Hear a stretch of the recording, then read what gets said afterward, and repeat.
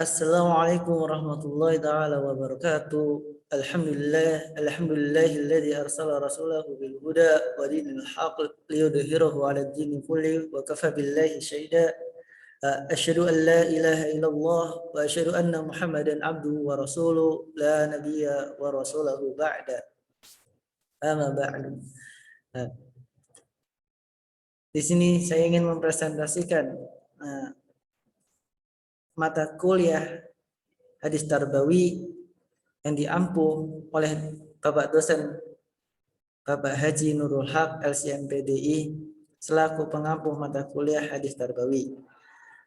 Pada kesempatan kali ini saya akan membawakan dua hadis yang mana insya Allah penting bagi thalabul ilmi dan bagi kaum muslimin nantinya insya Allah.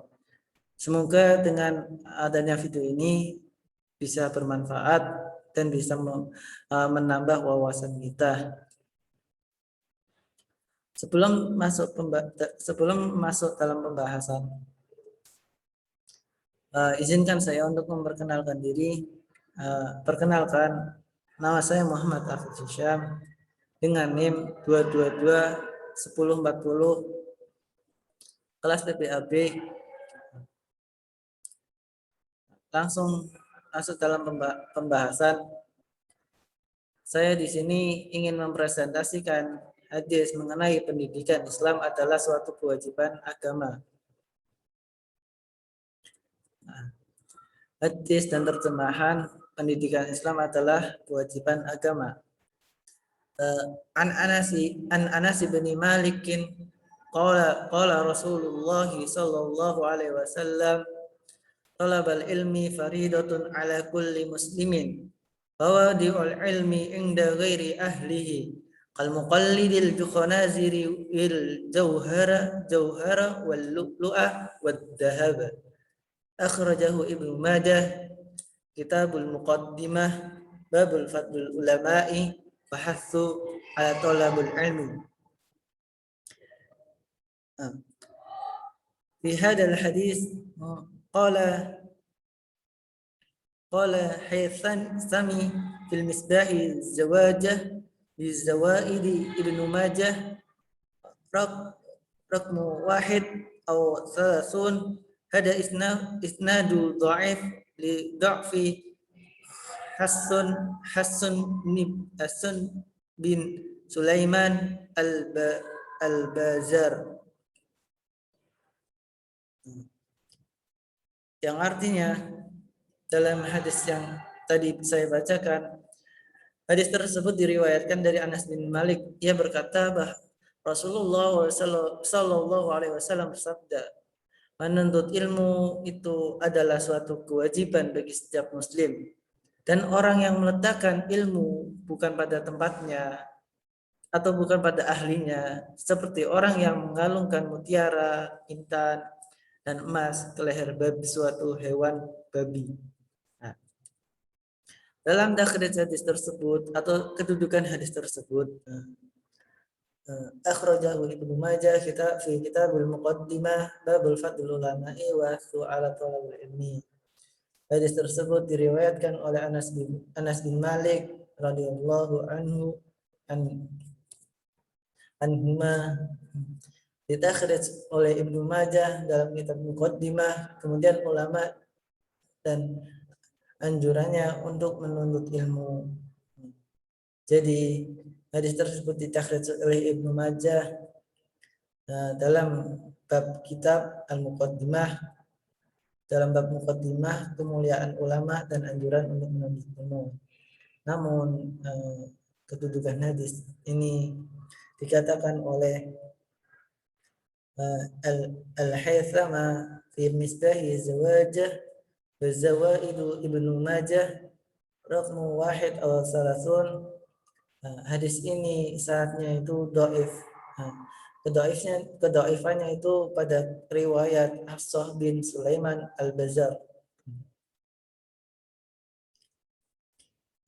Kemudian dalam mufradat hadis yang saya telah bacakan,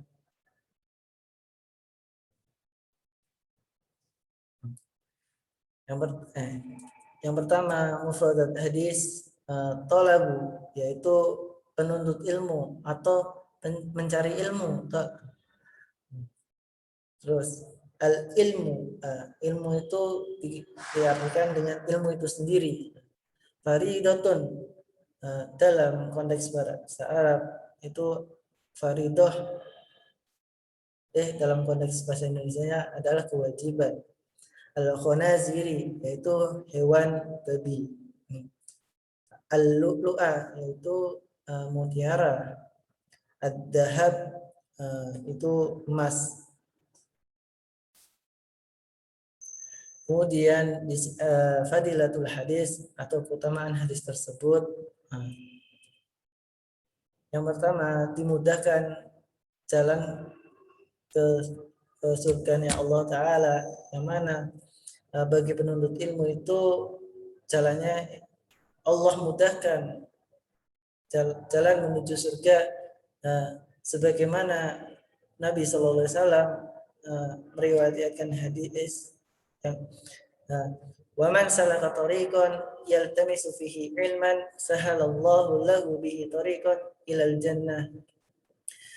Barang siapa yang menempuh jalan untuk mencari ilmu, maka Allah akan mudahkan baginya jalan menuju surga. Hadis ini riwayat Muslim nomor 2699. Kemudian keutamaan yang kedua itu ditinggikan derajatnya. Hadis menuntut mencari ilmu lainnya juga menunjukkan tinggi derajatnya orang-orang yang berilmu dibandingkan manusia lainnya. Sebagaimana Rasulullah Sallallahu Alaihi Wasallam bersabda, an Anas ibni Abbas yarfa'ullahu alladhi amanu minkum walladhina utul ilma darajat. Qala yarfa'ullahu alladhi utul ilma 'ala alladhina amanu bidarajat. Dari Ibnu Abbas radhiyallahu anhu ketika menafsirkan ayat yarfa'illahu alladhina amanu minkum walladhina utul ilma darajat. Allah meninggikan orang-orang yang beriman dari kamu kalian dan orang-orang yang diberi ilmu beberapa derajat. Quran surat Al-Mujadalah ayat 11. Ibnu Abbas berkata, maksudnya adalah Allah meninggikan orang-orang yang diberi ilmu atas orang-orang yang beriman beberapa derajat. Hadis riwayat dari ini nomor 356. Kemudian pada pembahasan selanjutnya, di sini juga saya akan membawakan hadis mengenai pendidikan Islam adalah tuntunan tanggung jawab dan kebutuhan mutlak umat manusia.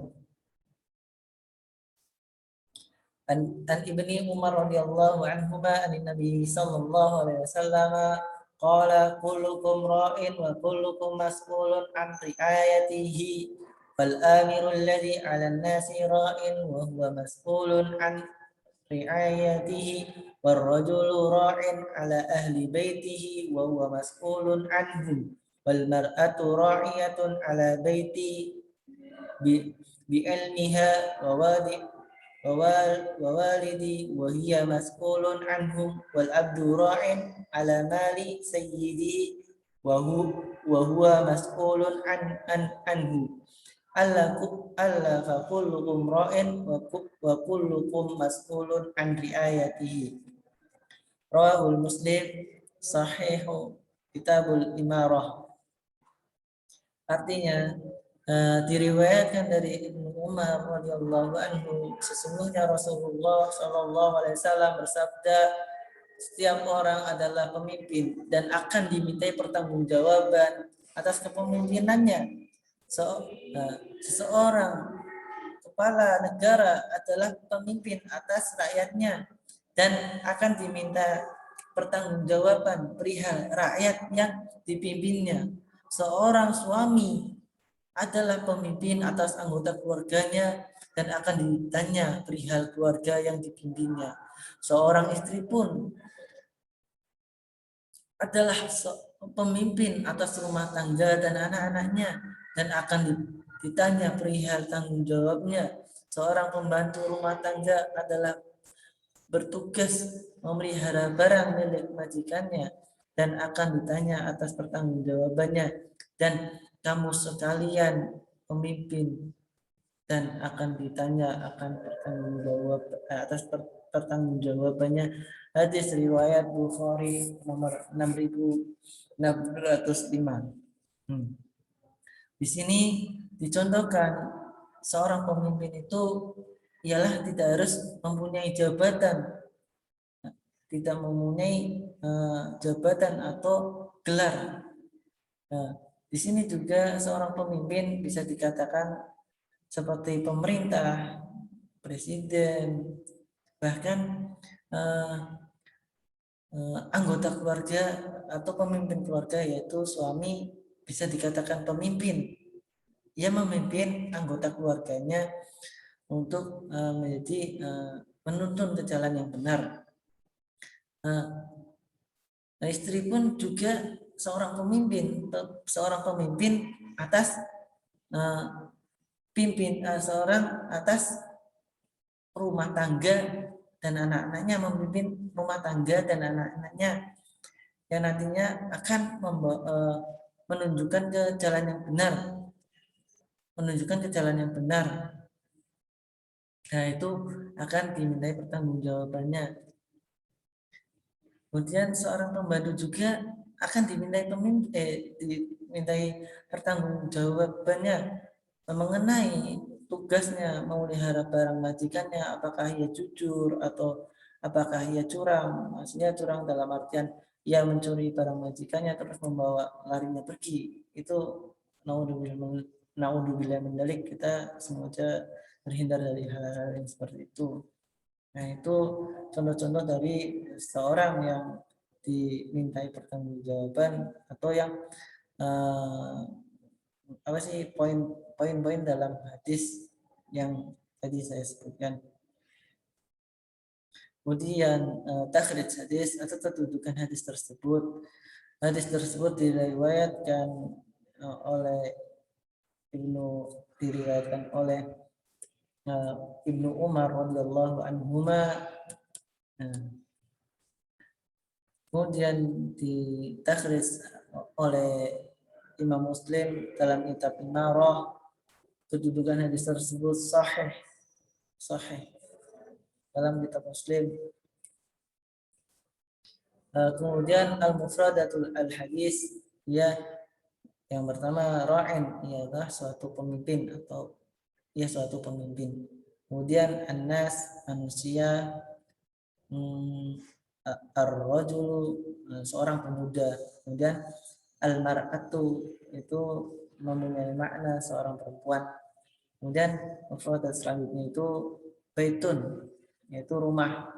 Terus malun, harta. Fadilatul hadis, itu keutamaan hadis tersebut ialah yang pertama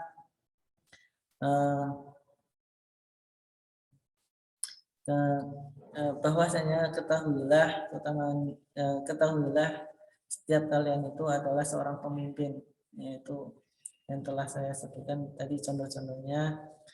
Wa id qala rabbuka lil malaikati inni ja'ilun fil ardi khalifah qalu ataj'alu fiha man yufsidu fiha wa yasfiku dima wa nahnu nusabbihu bihamdika wa nuqaddisu lak qala inni a'lamu ma la ta'lamun.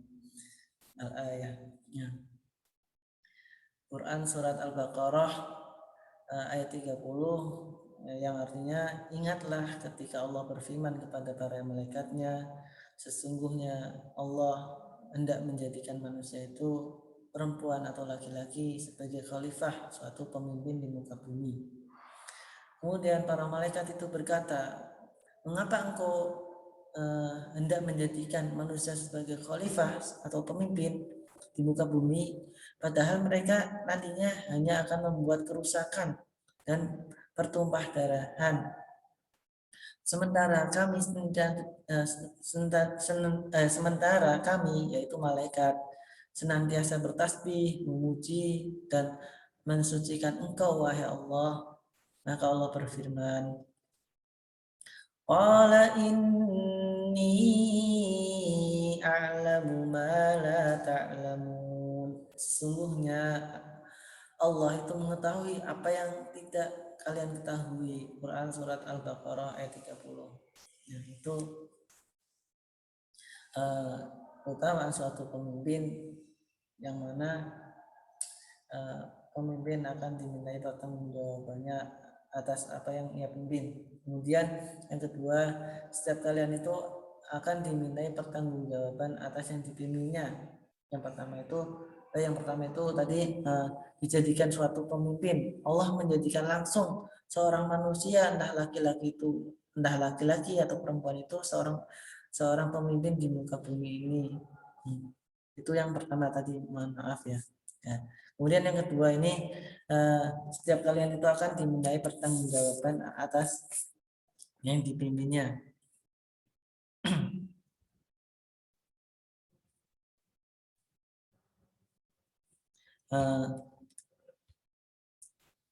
Wala taqfu ma laysa laka bihi ilmun innas sam'a wal basara wal fu'ada kullu ulaika kana anhu mas'ula. Artinya, dan janganlah kamu mengikuti suatu yang tidak kamu ketahui, karena pendengaran, penglihatan dan hati nuranimu semuanya itu akan dimintai pertanggungjawaban. Nah, ini kan dicontohkan juga mengenai pendengaran, penglihatan, mata dan hati nurani itu akan dimintai pertanggungjawaban. Kamu dipakai untuk apa? Untuk ketaatan atau untuk perbuatan-perbuatan yang tidak baik. Nah, kemudian di sini saya akan menyampaikan kesimpulan dari kedua hadis tersebut. Dari pembahasan di atas disampaikan bisa disimpulkan bahwa keterkaitan dalam, mohon maaf ya, ini dua hadis ialah Rasulullah SAW mewajibkan kita untuk menuntut ilmu bukan tanpa alasan yang mendasar, akan tetapi melihat tujuan utama manusia itu diciptakan, yaitu sebagai khalifah. Ini jailun fil ardi khalifah. Ini jailun fil ardi khalifah. Afwan bila salah, mungkin ya seperti itu. Nah, yang tadi ini. Inni jailun fil ardi khalifah. Nah, sesungguhnya Allah itu menjadikan manusia itu khalifah di muka bumi. Atau wakilnya Allah Subhanahu wa taala di muka bumi yang memiliki tugas atau peran penting dalam menjaga dan mengembangkan amanat Allah Subhanahu wa taala, dan semua itu pasti dilandasi dengan fondasi iman dan Islam dan juga ihsan yang kokoh dan kuat, yang mana semua fondasi itu dapat diraih hanya dengan keilmuan. Mungkin demikian yang bisa saya sampaikan dari pemaparan dua hadis tersebut. Kurang dan lebihnya mohon maaf. Sekian dan terima kasih. Syukron. Assalamualaikum warahmatullahi wabarakatuh.